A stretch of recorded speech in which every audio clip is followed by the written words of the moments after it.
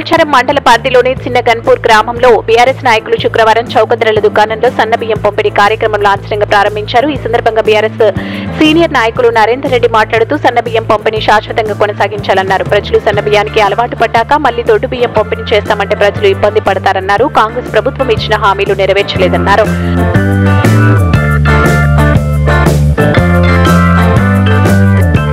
మండలంలోని పలువురు లబ్ధిదారులకు మంత్రి దామోదరం రాజు నరసింహ చేతుల మీదుగా నర్సాపూర్లో శుక్రవారం కళ్యాణ లక్ష్మి చెక్కులు పంపిణీ చేశారని గుర్తు చేశారు.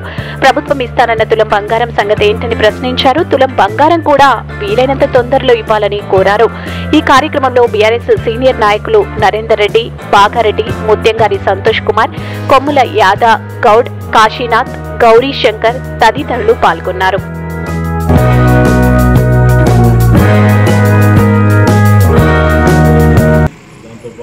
గ్రామంలో కూడా ఈరోజు ప్రోగ్రాం ఉండే మరి లేట్ అవుతున్న ఉద్దేశంతో మరి చీకటైనా ఈ కార్యక్రమాన్ని మా గ్రామంలో కూడా పూర్తి చేసినాము.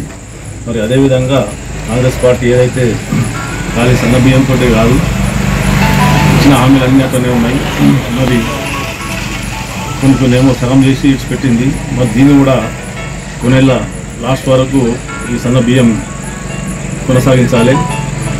లేదంటే ఇంతపడే వరకు దొడ్డు బియ్యం తిన్న అలవాటుకు ఈ సన్న బియ్యం తిని మళ్ళీ దొడ్డు బియ్యం తినాలంటే తినలేదు.